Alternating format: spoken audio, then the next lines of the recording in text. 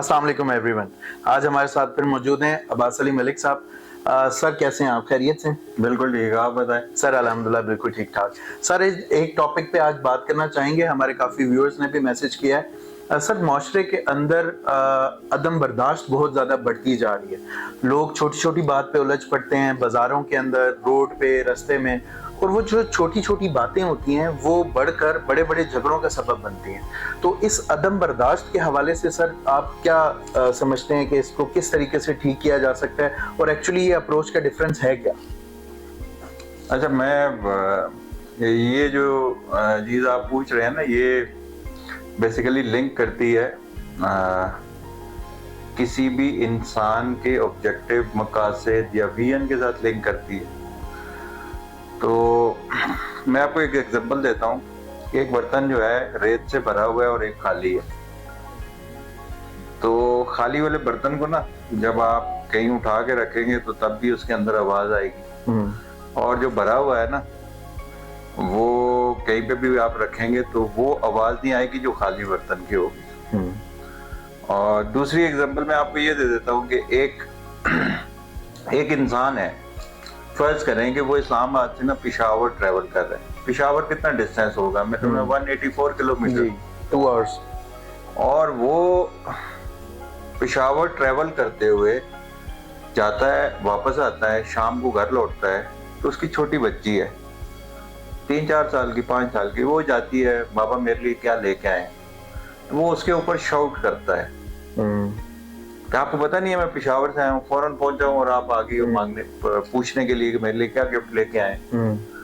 अच्छा, वो बच्ची डर सहम के ना वापस चली जाती है। थोड़ी देर गुजरती है तो उसकी अम्मा और वाइफ उसको पूछती हैं कि खाना ले आए आपके लिए? तो फिर वो शाउट करता है कि आपको पता नहीं है मैं पेशावर से थका हुआ आया हूँ और आप जो है ना बार बार जो है। तो फिर वो खामोश हो जाती है।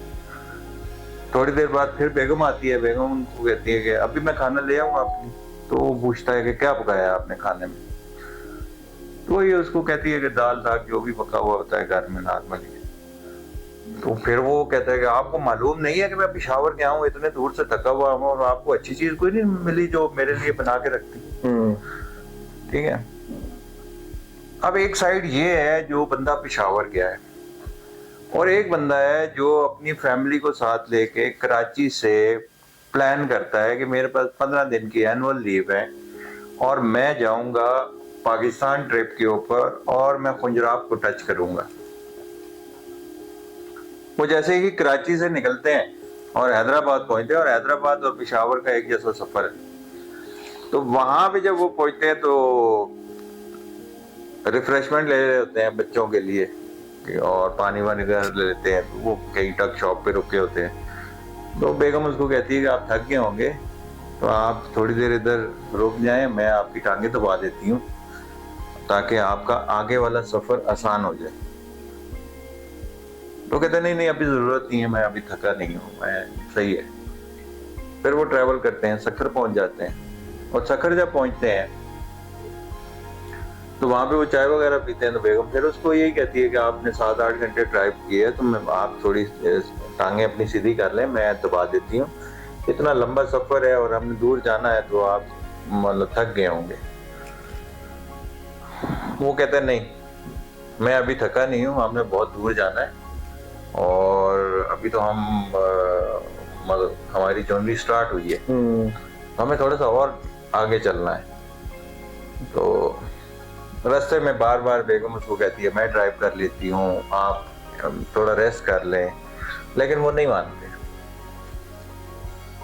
अब इन दोनों कहानियों जो एग्जांपल मैंने दी है कि एक बंदा है जो पेशावर जाता है और वो थक हार के वापस आता है और जो भी उसको नजर आता है उसके साथ लड़ाई झगड़ा करता है, ये शाउट करता है या फ्रस्ट्रेट होता है। और एक बंदा है जिसने गुजरात जाना है और वो उससे ज्यादा सफर तय करता है, लेकिन वो तल्ख कलामी नहीं करता, वो उसका बिहेवियर चेंज नहीं होता और वो मतलब खुश अखलाकी से पेश आता है। वजह क्या है?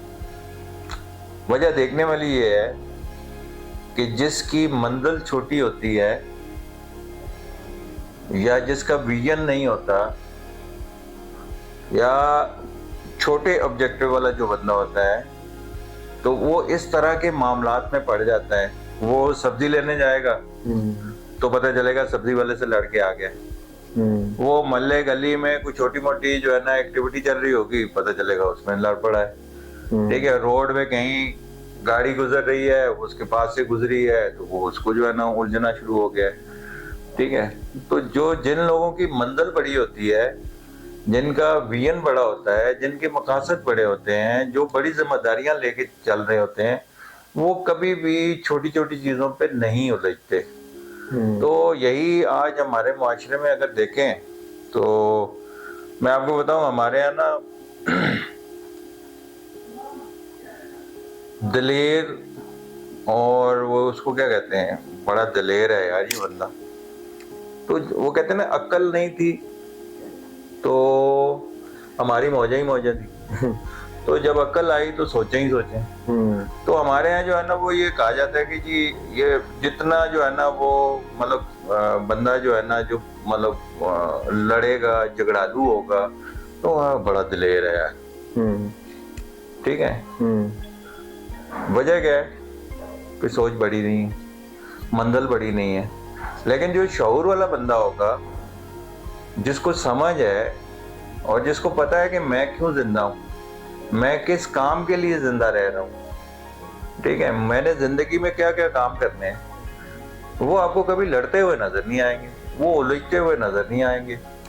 उनका मतलब जो है ना, मतलब हमेशा आपको चेहरे पे मुस्कुराहट नजर आएगी। ठीक है, हमेशा वो धीमे लहजे में बात करते हुए नजर आएंगे, खुश इखलाकी के साथ बात करते हुए नजर आएंगे, वो दूसरों के काम आते हुए नजर आएंगे।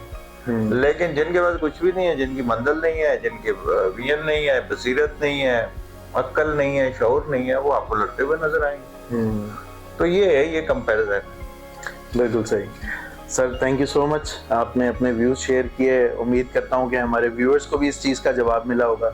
ऑब्वियसली ये एक विजन की, अप्रोच की बात है। तो thank you so much sir, बहुत शुक्रिया आपके टाइम का। Thank you viewers.